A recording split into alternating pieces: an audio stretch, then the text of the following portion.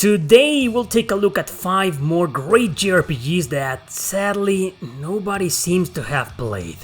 Again, these are games I've barely covered or never covered before, so let's begin.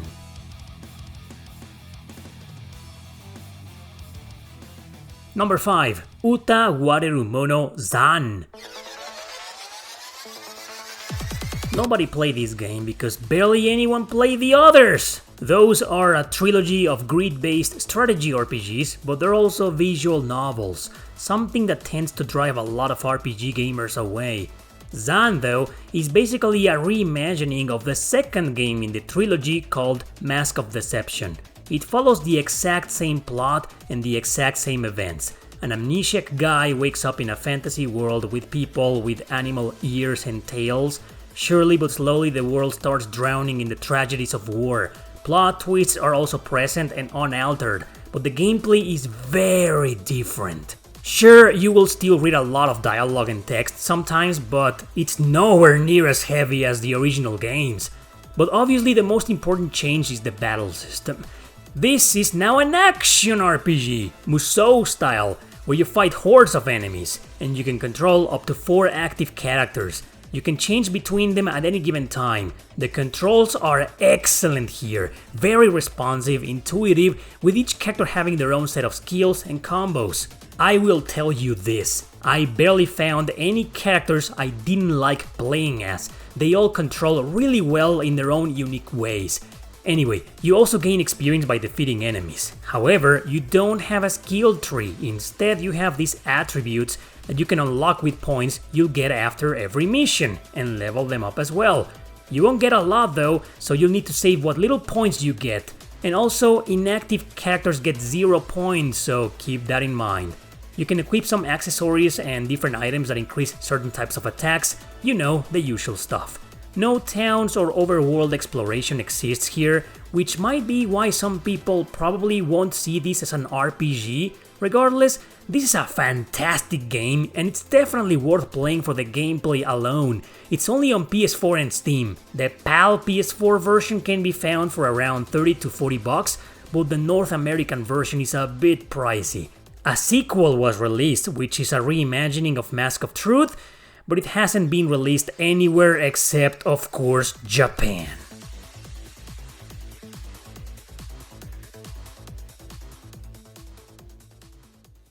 Number 4. Shining Force EXA. People often ask me about this game.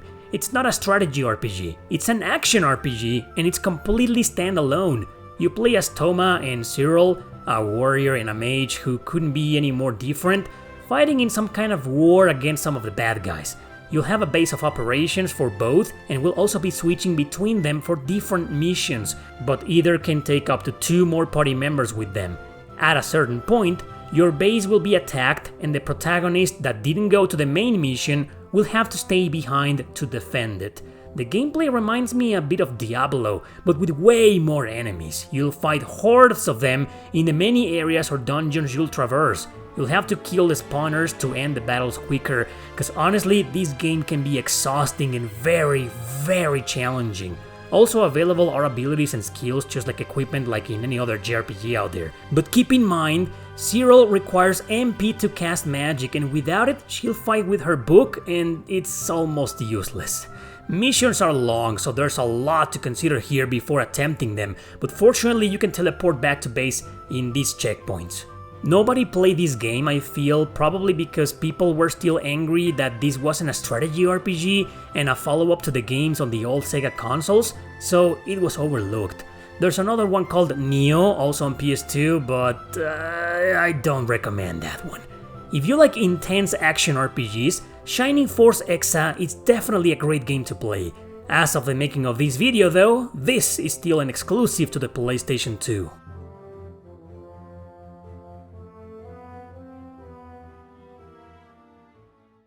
Number 3. Heroes Saga Leviathan Tactics.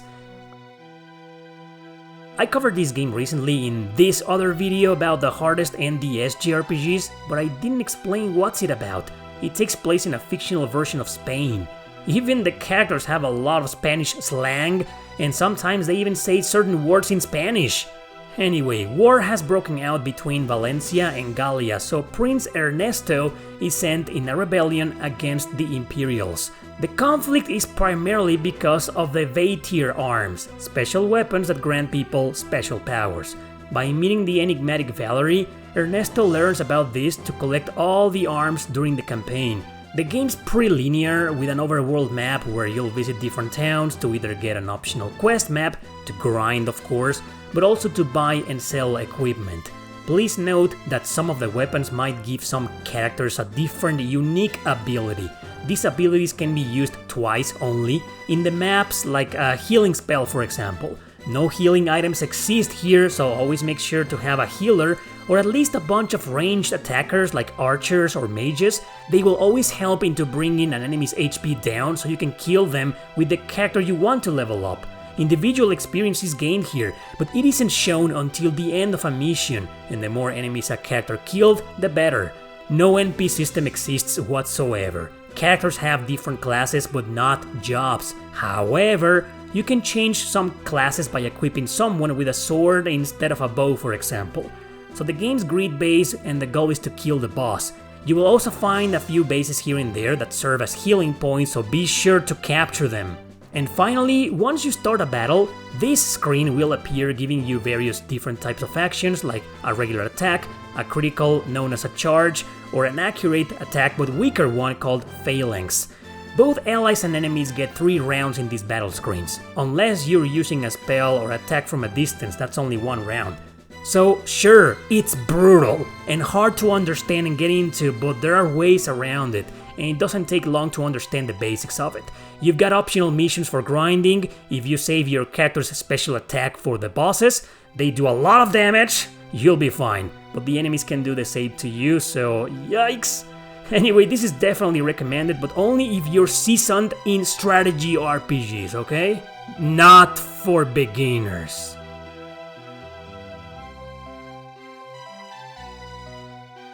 Number 2, Phantasy Star Universe, Ambition of the Illuminus. I believe the reason why no one played this is because it's a direct sequel of a game that didn't get the best reviews. Sure, the first one is no masterpiece, but trust me, it was a big deal when it came out. It's a solid action RPG, it felt quite special to me when I first played it. So I got my hands on this sequel because I wanted to know what had happened to the characters in the first one. So yeah, before you ask, it is necessary to play the first one first. Thankfully, it's super cheap on both PS2 and Xbox 360, not even $10. Ambition of the Illuminus was also released in both systems, but the 360 version remained digital and online only. But it's also on PC, and the story mode is available there no problem. But as a result, after a few years of its release, the PS2 version, being the only physical one, is somewhat rare and expensive. Nowadays, it's between $60 and $80 complete in box. Well, there's always emulation.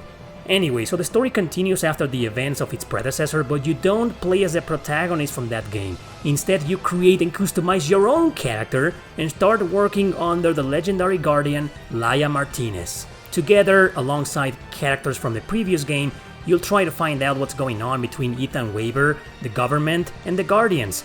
In terms of gameplay, you'll have the same cities as before, one per different planet, but the missions will also be the same, in which you'll traverse large dungeons or areas full of alien monsters to defeat. A boss will always be waiting at the end after completing the areas and finding different keycards to open locked doors. You can control only your main character. The AI will always play as everyone else. It's a challenging game, especially since you have a limited inventory per mission and enemies hit very hard most of the time. Graphics and music are quite solid for its time, with some real bangers returning. It's a great action RPG, slightly better than its predecessor, so if you're a fan of the latter, there's no reason for you to skip this one.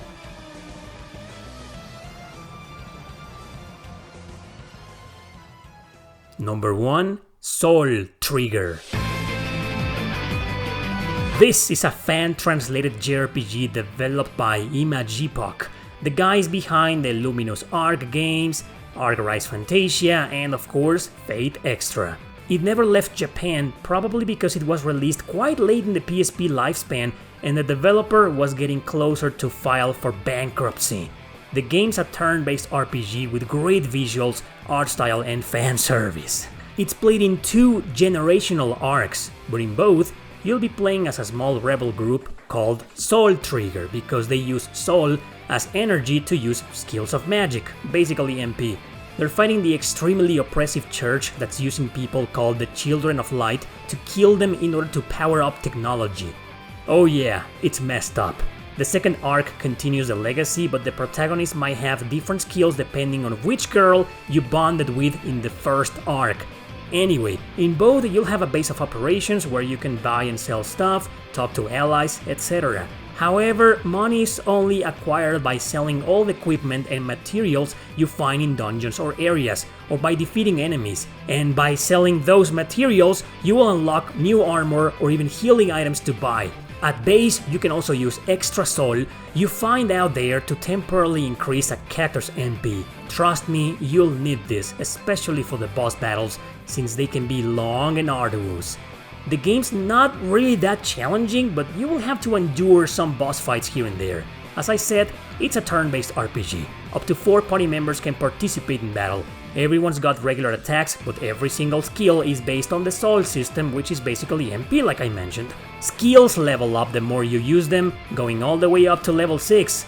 By buying new armor, you also unlock new skills to use and train. You can use the right trigger during battle to fill up this bar in order to do more damage, sometimes including some buffs or debuffs, but it obviously costs more MP to do so, of course. Random encounters are there, just like regular locked doors and small puzzles, but the rate is alright. Besides, you'll need to grind every now and then here. The music is absolutely fantastic here. It's badass, very worth listening to outside of the game. So it's a really solid RPG with interesting characters, shocking plot twists, and rebellious narrative. Sadly, the team who translated this game gave up at some point and only completed about 75%. Yeah, you will still find some dialogue completely untranslated, and some of the scenes may be actually important. Not a single animated cutscene in 2D, for example, has been translated either. There's also a glitch that will occur in Chapter 7, so you'll have to download a Japanese ISO, play the rest of the Japanese scenes, and once you get to save again, you can reload your patched ISO to continue. The game's still playable and understandable for the most part, at least. I beat it without any issues and never felt like a very important plot twists or points were left out. So I strongly recommend this RPG if you don't mind the 25% Japanese text. And trust me, even with the glitch, it's still very worth doing what I just told you to do. This is a really, really good game.